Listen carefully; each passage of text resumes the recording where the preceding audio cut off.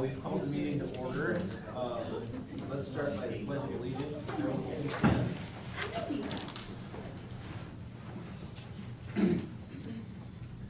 I pledge allegiance to the flag of the United States of America and to the republic for which it stands, one nation, under God, indivisible, with liberty and justice for all.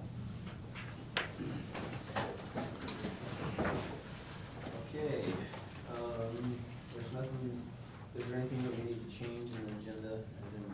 Everything's okay? We're good moving forward. Celebrations and communications, input from the community, communications there. Chairman Grant and trustees, that's just anytime we get a communication that's sent to us, we put it on the agenda just for the public records, so that's what that is. Okay. So Assistant Superintendent McNeil, do you want to talk to us about the grant award? Sure. So Chairman Grant and members of the board, last month, I think I told you that I had been able to apply for a grant through Health and Welfare. And when I asked them like how much I could ask for, they said dream big.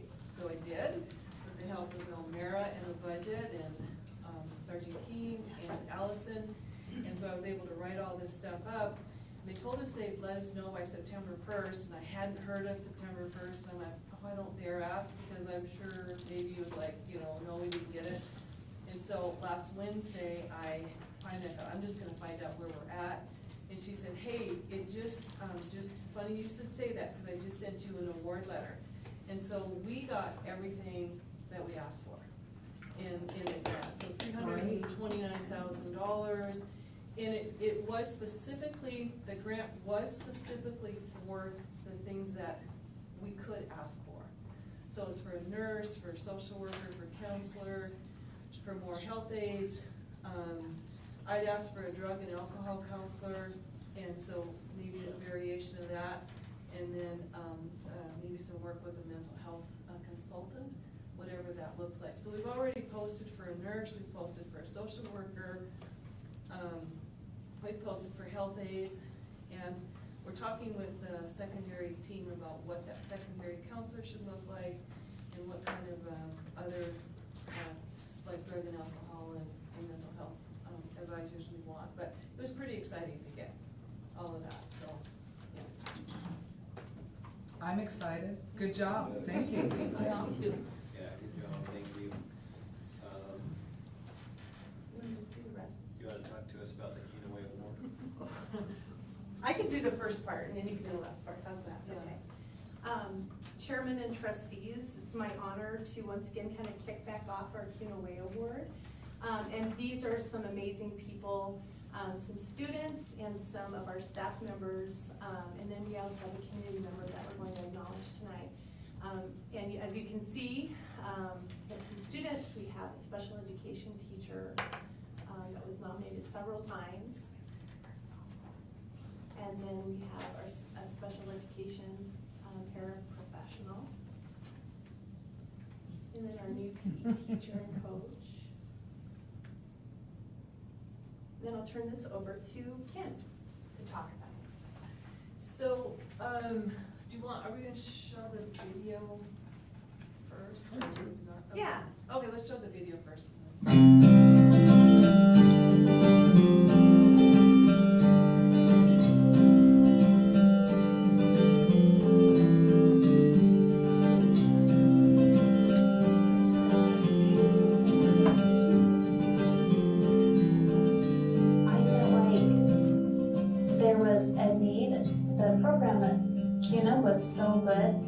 I felt bad that not all of my kids had the opportunity to take driver's ed through the Kuna school district. And so, so we had been going to outside sources to help, or for them to be able to take that. And the costs were going up and up. When my first child took it, it was about $200. And by the time my most recent kid had gone through it, it was about $400. And so those costs were escalating, and I felt like there was a need, not just for me, but in the community. This is something that will save the community between $100,000 and $200,000 a year. It doesn't cost the district anything. It's wonderful that these kids can access the funds but I just thought, not just for me, but for the community, it would be a blessing. Just appreciated the school district. They've been phenomenal. I really am so excited for all the students that get to have this as an opportunity. I got a text from a friend a couple weeks ago saying, I signed up my twin girls and it only cost me $50 as opposed to $800 that they were looking at. It makes me happy that more people can take advantage of it. I wish Melanie could have been here tonight, but I knew she couldn't. She told me she couldn't be here tonight. But when you saw that first video when she came to present, I mean, we were like, we don't think this is possible. I don't know how this is gonna be possible. And yet she'd done her homework, so I was tasked to do my homework and help figure it out too. So I talked to some of the same people she talked to, plus some of the other people that would have been a part of it at the high school, especially in Caldwell. And so, when Melanie asked her if she wanted to meet, and I had a bunch of information too. It wasn't negative, it was just a bunch of information that would help us make a decision. And so when she came in, she had this big binder like this. And when I said, can I just show you some of the stuff I have? And so we just, I don't know, we just became friends. Because she thought she was gonna come in and have to defend like her position. And we ended up just really working together to solve the problem. And now we share pictures of our grandkids. So anyway, I wish she was here tonight because it really developed into a really nice friendship, and we were able to make this work with that advanced effort to make money and work with Phillips, and it took a while to get there, but we were able to do it. And Melanie deserves the credit for helping us get that going. And the board for believing. And the board for supporting helping us do that, yes. Thank you. They made us. Yeah. Can't say no. No, it made sense. Yeah. Thank you. So thank you. Superintendent report on enrollment. Yeah, Chairman Grant and trustees, it's that time of year where I come before you and kind of report on what our official fifth day enrollment is. As you know, historically, we picked that fifth day because every single day, our enrollment fluctuates based on, whatever's going on with a, withdraw, add, that sort of thing. So we picked the fifth day as a marker to kind of gauge increases and decreases. So at the far right corner, you'll see a 1.87% increase. We report, we track all of this obviously for years and years and years, but we're up just about almost to that 2% number.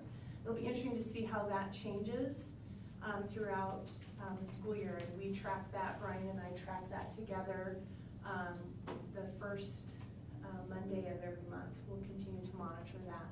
But you can see that line that says difference between fiscal year 22 to fiscal year 23 by the grade level cohorts, the differences between the year prior.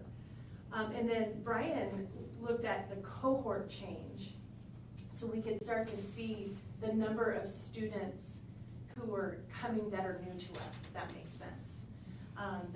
That line that says cohort change. So last year's kindergartners that are this year's first graders. So we're up 12. So that means we had 12 more kiddos come to us in that first grade compared to the year before. So you can see a little bit of the differences. And then I try to always have a sense of our change. We have a whole spreadsheet that we track in a chart on that. But it looks weird when you just look at the percentage. But if you think of the last time we ran a bond in 2017, we're up over 500 students. So we're tracking on that estimation that we've had. Because when you think, 1.87, if we add that many kids every year, that adds up pretty quickly. And 500 kids is almost a full elementary when you think about it. So I stand for any questions if you have them. Hopefully it's a familiar form for you. And then the other thing that's related to this is the other reason we track fifth day is there is a condition or statute that supports a board being able to run an emergency levy. For example, with 100 more kids comes 100 more desks, comes 100 more, books, materials, and that sort of thing. And this is the formula that we turn into the state and then also report to Ada and Canyon County, should we decide to run what's called an emergency levy. It only needs a vote by the board. Given that we still have ESSER money, I had a meeting with our team and then also with chairman and vice chairman, and we decided it was not, we can cover the needs that we have with the budget and the ESSER funds that we have. So you'll see it, it's not on an action item, but I just wanted you to see that what we could have qualified, but that we're not going to ask for that to happen based on those, because your fiscal responsibility and the budget that we approved had about that 2% growth built in it. Thank you.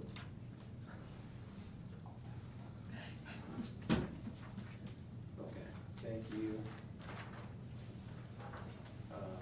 So other reports, update on the use of the Kuna facilities, Director Graves. Chairman Grant, trustees, last meeting we talked a little bit, you guys questioned a little bit about some of the facility use.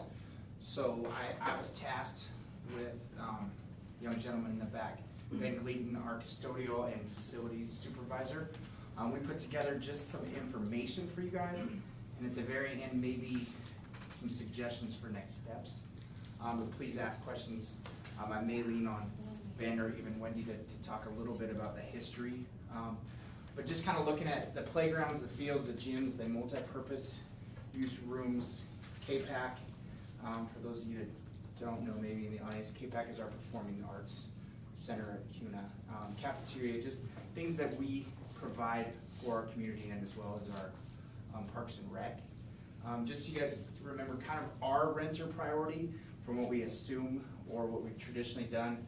Our Kuna School District teams are our first priority as far as use of facilities. Then any school district related club or team, for instance, would maybe be like our Kuna Club Wrestling would be our American Legion baseball team, teams that are related to our school district teams.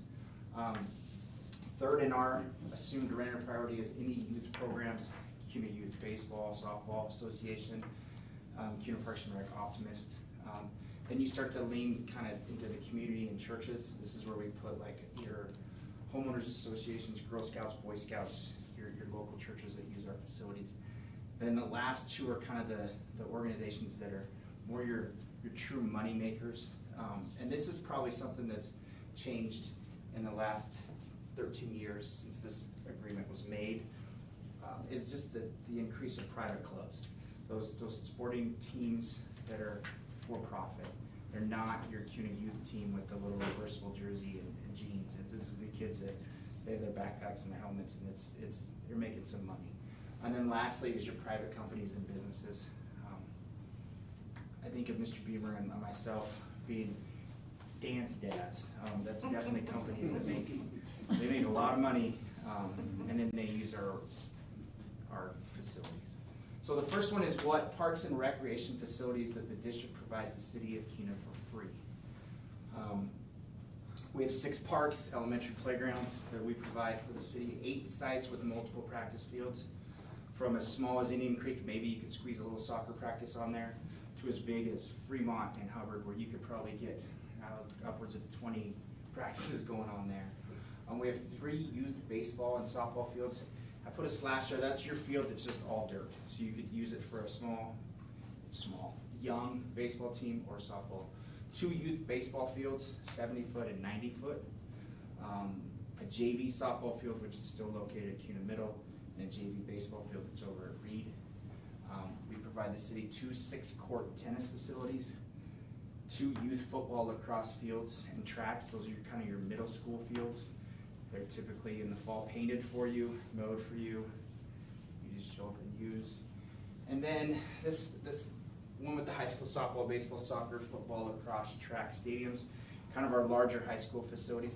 You can't just roll in and use them, but at the same time, We don't have a rental plan for those in the times the city has used these for free with our like Easter egg hunts. Last one on there we just added quickly was the Boys and Girls Club. They use the 4th Street Gym. At a very nice deal with, we provide that for the city. Our process to use these, so Optimus, for example, doesn't want water on during practice or games, and they want the grass mowed at specific times, so they're gonna come in, still meet with Ben. They have to show proof of insurance, then he gets them on the calendar, so the water and the mowing is around when they need it the most. We don't really have a tier system in the sense of there's no rental for this, so the person that's using Indian Creek or Fremont, it's kind of a first come, first serve. Any questions about kind of the free things that we provide? Does Optimus reimburse the district anything for upkeep, care? Do you wanna jump or you want me to? Sure. First of all, it's an honor to serve you, Chairman Grant, and the board in this school district. With regard to the Optimist and several other groups, it's kind of been a quid pro quo. They'll provide fertilizer, or in the case of KYSBA, they put tons of money into their fields over there, their fields, our fields, that they've kind of taken ownership on and pride, because they want them to look good for their games and their people. So yes, we've had not a hard line agreement with any of the community groups, and a lot of it is first come, first serve, but there have been some warring factions a little bit out there, so I have to bring that in to have a sense of organization, if you will. But it's not been a hard line charge for any of those. It's just been sort of a, they invest in fertilizer or some of the needs for our fields. I was gonna say, I have a question about the Boys and Girls Club, which I'm glad we have that. Just for my own information, do we pay for the custodial of that place, or is that something They take care of that. Okay, that was my question, I just wanna know, just for future. Thank And you. like, for instance, they're getting, or maybe it's already happened, the painting. They're gonna paint the inside. They've done some of the work, repair work Yeah, there. no, I'm totally happy with them being there, I just, for my own Yeah. information, I wanna know who's taking care of They the. do. Yeah, they just, in fact, Mr. Director Graves, they just invested in new carpet too. in the- Downstairs. Downstairs. Yeah. Next slide is what Parks and Rec, go ahead, I jumped on you. That we do provide for a fee. We have 4 elementary / initial point, the gym at Terrius, that it's not a stand, like Ross and Indian Creek. We have 3 separate elementary gyms. We do have the 4th Street Gym. We have 2 middle school gyms with wrestling mezzanines. Kind of hard to rent one without the other. We do have a high school gym, arena, wrestling, multi-purpose room. Then we have a hitting facility. The process is again the exact same. You're gonna meet, you have to, you can't just roll in and use these facilities. So you're gonna meet with Ben, you're gonna show proof of insurance, it's gonna be on the calendar. And then you're gonna pay $15 to $25, and you're gonna pay, so if you pay $15, I don't think anything on this page is 15, but it could be $15 or $50 for the day, $25 for an hour, $125 for the day. There are some additional charges for amenities. If you're gonna use our gym and you want chairs, you're gonna pay for the per chair. There's no minimum with our gyms. A lot of our neighbors have a minimum, hey, if you're gonna rent a gym, it's gotta be for 3 hours or more. And there's no tiered system. Meaning I'm paying the same for Indian Creek Gym than I'm paying for the high school gym. So that may be something we wanna look at in the future. So where does the money go when they pay to facilities? Right now, it goes basically back into the facilities. So anything. So each facility, whoever gets a payment, it goes back into. We run it through the district. Okay. Some of it goes for payroll, because we're paying. Janitor Oh, like costs. Custodian. Custodial, okay. Third slider, what facilities do we provide for the community? Maybe not now stepping out of that Parks and Rec, but we're still providing for the city or for the Kuna. And this is with the fee, so now you could rent a classroom. We have 6 elementary libraries, 2 middle school libraries, 2 high school libraries that are up for rent. Again, the gyms could be used differently, maybe not for basketball, for a small or a larger group event. Anything that's new on here would be the high school commons area. Remember, we don't call it cafeteria because it does have a stage lighting. It can be used for small plays, and then your K-Pack. Here it is tiered a bit. $15 gets you a classroom. Anything other than a classroom, I'm trying to think, because the library is $25. Any of the gyms, libraries are going to be your $25. K-Pack has a completely different, separate fee schedule for hopefully obvious reasons. It actually, what we don't charge for, what some of our neighbors do, is like if you're gonna rent the high school gym, they're gonna pay for some of the places, bleachers, sound system, all those things. Maybe that's something we wanna update. Because we do break it down with the K-Pack. If you're This gonna K-Pack use- is $200 just to turn on the lights and get it going, right? Same kind of, obviously the same structure to get involved in renting. Next slide. Our suggested next steps, not am I telling you guys what to do, but this is some things that we maybe would suggest to do, is maybe we need to update that rental agreement and the tiered fee schedule.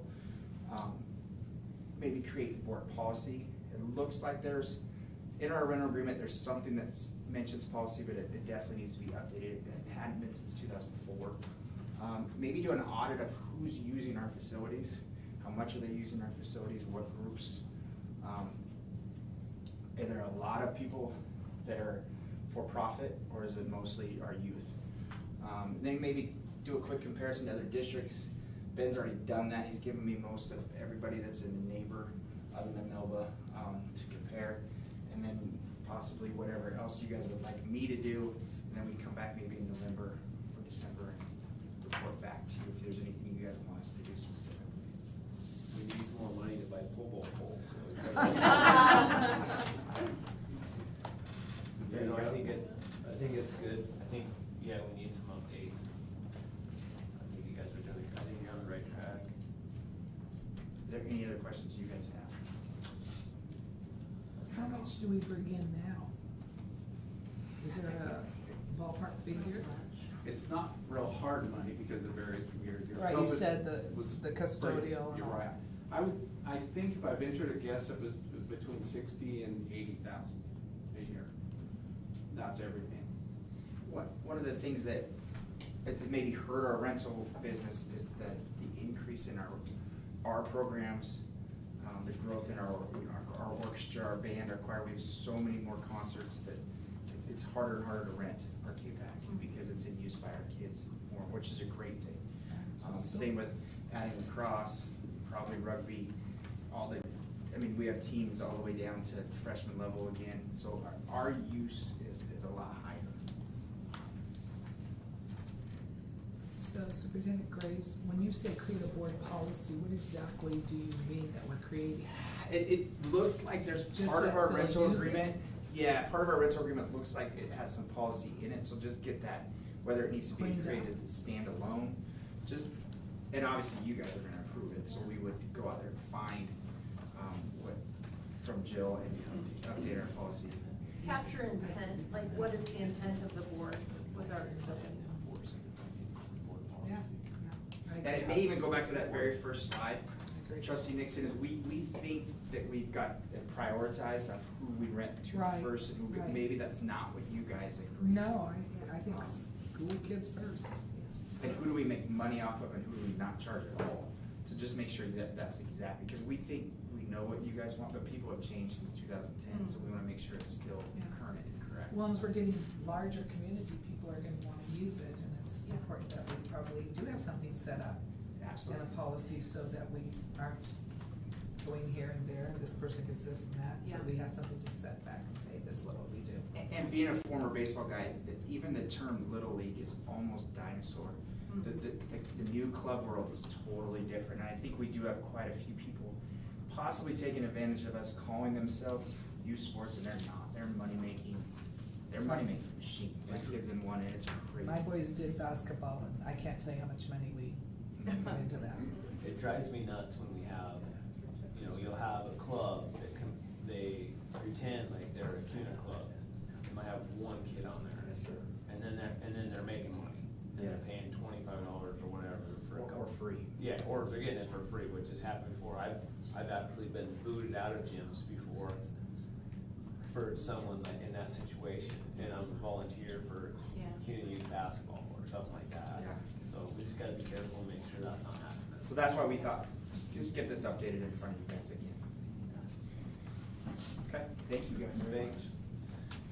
Okay, moving along, to the consent agenda. Is everything okay on the consent agenda?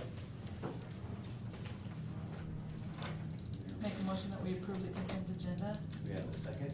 I'll second. All in favor, Kirsty? Aye. Aye. Aye. Okay, motion carries. Moving on to delegations. There are none. No delegations. We are hot today. Delegations. Unfinished business. This one is super fast.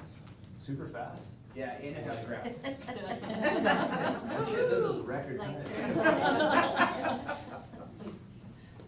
This process will be my very first time going through a bid process. Remember, I think it was the very first meeting that I spoke to you, we had to go back to bid on the eight. Notice pictures though, notice. Yeah, it's got graphics. These are air conditioners. Very good. And they're not the ones we're gonna be purchasing. I hope not. But remember, our bid came very high, so we had to go back to a sealed bid process. There were 6 companies that participated in our sealed bid process. Only 2 chose to actually bid. They were 2 of the companies that had bid prior. The bids came back right here. I did some color coding. Our recommendation would be to use Cascade at $423,777. I don't even know if Mr. Glayton knows what YMC stands for. I'm sure it's a very reputable company, but they come back at, they love it. Yeah, they came back at about $24,000 more. We have done prior business with Cascade. Cascade would have been very close to probably, these 2 were about $500 difference the first time. We were warned that this sealed bid would probably definitely come out of over 500, closer to 600. So we're very happy to see the bid still really close to what that opposite of a sealed bid was. I don't know that term. Regular bid. But our recommendation would be going with Cascade. Did we know what the cost was before this? But we estimated it was gonna be 300,000. Yeah. But the That was in 20. 123,000 is okay. If we can cover that difference. And this is the preview of the, I have that bond, remember I was supposed to come back to you guys and give you all the bond projects that are still out and ready. This, the bid, everything is taking so long. So we just started the bid process for the air conditioning units at KMS. The drawings have come back once, we've sent them back for the bathroom. Those were the 3 big projects, remember then we had about $660,000 left that we were supposed to come back with recommendations. And then we said, wow, the bids are coming back really high, so let's pause. So I have the beginnings of a slide that I'll do a better job sharing with you guys. I shared with you guys like 20 minutes ago. I'll get those shared now so you guys can see those, but yes. Okay. And remember, this is still all, somewhere on here, 2017 money. Sure. Okay. Yeah, do we have a motion? I'll make a motion that we approve the bid of $423,777 for Cascade Enterprises. Do we have a second? Yeah, I'll second All in favor, Kirsty? Aye. Aye. Tim? Aye. Aye. Motion carries, thank you. Principal Reno, hopefully you can follow suit. Pressure's on. Yeah. We're on a roll tonight. We got both of us up here tonight. Sorry, I'm gonna jump up here, I'm gonna slow it down. Chairman Grant, trustees, wanted to update you on how we restructured our senior projects at KHS and Swan Falls High School. Robbie. First slide. So we heard last year from our parents and our teachers that the process we were doing for senior projects, they wanted to take a look at. So through our parent advisory group, we did what everybody does, and we surveyed our parents, staff, and our students. And as you can see, it was overwhelmingly, people wanted a different process, a more fluid process than what we did. I'll let you guys read it. I hate reading to people. As you can see, it was, when we did get 323 responses from parents, which is really good, honestly, for the survey. Can you go to the next slide? So the research papers now and the presentations will be completed in their English, their senior English class. Anybody who did it, finished it up last summer, will do their presentations, we'll honor what they did and let them do the presentations in those classes. This year, Mr. Reno's gonna throw some stats at you. The next part is work that we started in, 2018, 2019, looking at graduation requirements. So we also surveyed our parents and our staff about, do we want to change our graduation requirements? This is kind of the results we got. It's kind of mixed bag. So we couldn't get that done in time last year to present to you because that required the board approval of graduation requirements. So that's the work we want to do next, is work with, because the last time they've been updated was 2013. That was the last time graduation requirements were updated. Next slide. So here's our 2012. It's also part of our strategic plan is to update these graduation requirements because we need to update it. So kind of here's our plan. Tonight, we're presenting to you about our process. We have our guiding coalition. That's our school leadership team. That when last spring, they looked at the work that they did back in 2019 and kind of formulated some work. And we worked with our parent group. And so we're taking all that work and starting with the interest-based process. We're going to try to get it done because it's going to require 2 readings by you so that we can get it into the registration guide for next school year. That's our goal, because we have to give it to you to approve on January 10th so that you can have January and February to do the reading so that we can, in March, when we do registration, get that information out to the parents in the community for the new graduation requirements. Questions? Any questions on it? There might be some things you'd like to see as well, so we have an opportunity for that input. So the state doesn't require senior year math anymore, right? Right. Correct. It's been changed, so. Does it require that us taking a college and career, or a college Yes. entrance exam? Because my kids always thought that was the dumbest requirement ever, that they had to. We haven't surveyed that one yet. Yeah. So what do we want it to look like? What do you want it to look like? That's the part of the process we're going to go through. So are we having a senior project still? Like it's required? Yeah, but we'll just do it through the ELA classes now. So they're doing- what is the senior project? What is it look like? Under IDAPA, the rules and regulations of it, it's a research paper and presentation. They pick the topic? Yes. Showing hopefully what they've learned all the way through Oh. and being able to put that into. And we And put it. in past, haven't we asked them to do something that they think they might go into? Right. We when they- put emphasis on that. What is your future career? How are you Yeah. future ready, career ready, and what do you want to research to do to go do that? And that's being emphasized in the ELA classes. What were our graduation requirements in 2012? If you click on it, it's your policy, and there's just, it's stacked. I just, okay, I'll I look, mean, I can look at it. there was, world history was required at one, or no, computer literacy was required at one point, and the new one is not. Global connections is a specific class that's specified, and now, and not the previous one, but now it is. And so how do we want to look, and then IDAPA also has the minimum requirements that we have to do, and then what do we want to make those other ones look like? So what classes are they required to take? So they have to take 4 years of ELA. They have to take a year of government, a year of world history, a semester of econ, and a world, 2 years, or 2. world geography for a year that's not under social studies. They have to take math up to 3 years. They have to take 5 credits of science. That includes biology, physical science, and earth science, and then elective science, geoscience, Pass the civics test. chemistry, passive civics test. Is it foreign language? Foreign The language? health, Foreign language. the health, Speech. humanities, 2 credits of humanities. But once they become a senior, I mean, the load should be a little lighter, right? If they pass everything as they go, yes. And I don't know where this would fit in or whatever, I'm just gonna throw it out, and I don't know how my fellow trustees feel, but There are a lot of kids graduating who don't know how to take care of money or how to do things that you would budget. So that was actually in our parent advisory Planning group, was things? brought up in our parent advisory group. It's, Good job, whoever brought that up. So the only bright spot to a couple of my kids is they took high school to life and they Yep. took Yep. the math Yep. because they didn't want to take the other math. And that was a positive experience Yep. actually, but it might be better served if it was early on, more Yeah. freshman, sophomore. It was, I would it was like brought to up see multiple some of times. that. Yes, and Like, we're gonna look at that too. How to look for coupons, how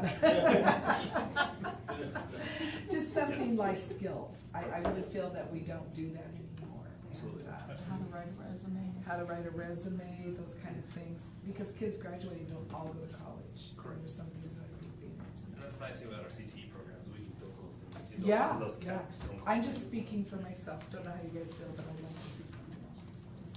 But this is our goal and our timeline, so, and with your input, our parent input, also our staff's input, our goal is to get to by this date.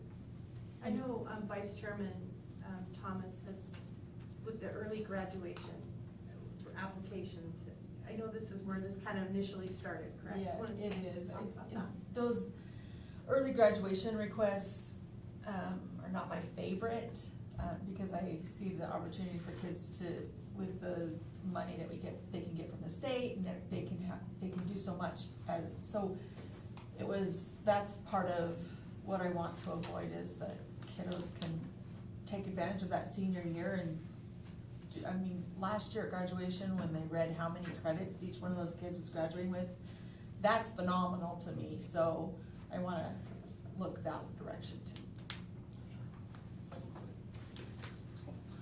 Next So my daughter's actually working on a doctorate for an EDD, and there's a little bit of discussion about that as to, it is good on some levels, but I think we need to be a little bit careful about that too, because Sure. they're finding that as they get into college, they're not having the real college experience, and some of those credits are not, really helping them as much. So I think we need to be careful about that, or kind of watch that a little bit, because, that sounds awesome, and it is on some levels, but I think we need to make sure that some of them are not able to, they think they have 2 years of college behind them, and they really don't, because those credits don't transfer, or because they don't fill things that they really need to have filled, and there's only a certain number of electives and committees and that kind of thing. So, I think we ought to be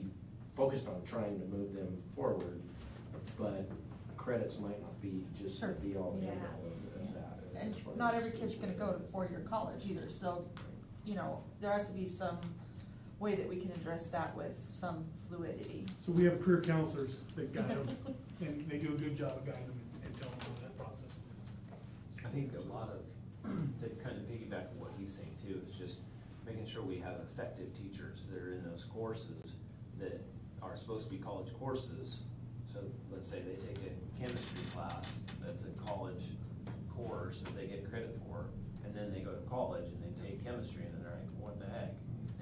They're not, and I've seen that happen.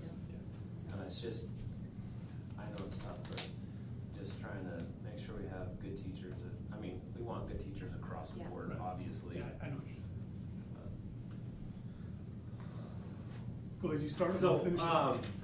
so 2 years ago, you guys granted a strength and conditioning coaches, and we just want to show you some of the data that how that investment has paid off for our kids immensely. Take the last 2 slides. So attendance. So here's kind of attendance, and so this is where kids are getting involved. When we say the summer, it's the day school gets out till they skip dead week, and then when school starts. So there's 396 in 2021 and 409 in 2022. And these are kids that are doing something 1.5 hours or an hour a day during the summer. And this is what's amazing right here. 235, so more than half had over 80% attendance. So they had something to do over the summer. Next slide. So here's the gains they made in the particular areas in the weight room, which, as a former PE coach, this is some pretty significant gains that they've really gone after and done a good job. That's male and female, this is just the combined data. That's maybe why our football team's doing so good. It's, you know what, it's exactly what High they're trials doing. and statistics. Just a little shout out. And then the last slide. So here's some injury stats. And this is, if you go to the graph, show you really get a better picture of how injuries are way down because of the work in the weight room. And this one to me is the biggest one, the concussions. Way down, that's the one we really report to the state too. And it's probably the most severe one that everybody's worried about, but it's way down just because they have that core strength, as you would know. Chairman Grant, if you have that core strength, you're just gonna be a better athlete and stay on your feet, and so we thought we'd share that with you. And the level of competition has increased too for our Absolutely. students. Oh, so. absolutely, yeah. You can just, you walk through our hallways, you can see a difference right now in our kids walking through there. It's really cool to see. They didn't have it when I was the football coach, that's the only bad thing. I could use that probably a little bit, but, yeah. They've done the strength and conditioning coaches have done a good job Yeah. marketing it too on Yeah. social media with Yeah. the kids, and that's. Yeah, they are the kids- passionate about it, Yeah, the kids love that. Yeah, it's really cool to see. But I mean, this is just pure safety for our kids right here, and it gets them back to playing. It's amazing what they've done, and it's all thanks to you guys for improving that. Yep, absolutely. Great. That's it. Questions? Thank you, good job. Thank you. Okay, wow. Good at the order, holy cow. I feel a little nervous. Yeah. Can I take a second since we're so I far don't ahead? think so. Yeah. No, I was just gonna say that, this past weekend, ISBA's executive board met and all of our resolutions got a due pass recommendation. Oh, So wow. I'm excited about that. That's the first time, isn't it? No, last year we got all due passes, but the time before that, no. So this is great, and they're all, everybody was very excited to see what we had come up with, so it was a great reception to what we came up with. That's it. That's all I wanted to say. I told you a second. Also, I'm gonna plug October 4th. You did get a calendar invite, so if you could respond to that. Didn't it put a maybe? You did. So good of the order, first responders and military appreciation night at the high school football game on September 30th. Pretty cool recognition there.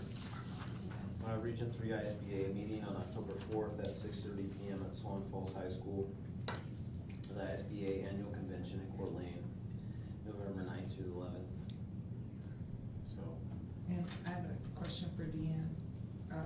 Plane wise, are we leaving the 9th of the 8th, morning of the 9th? Your morning of the night. Okay, so make sure so I can get days off that I need to get off. Early at 7.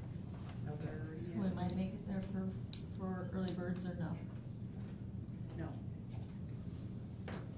You'll be like in the middle of the Okay. early birds. Okay, Sorry. that's fine. And we're not staying at the resort. That was booked the day of. Oh, I'm sure. It was completely full.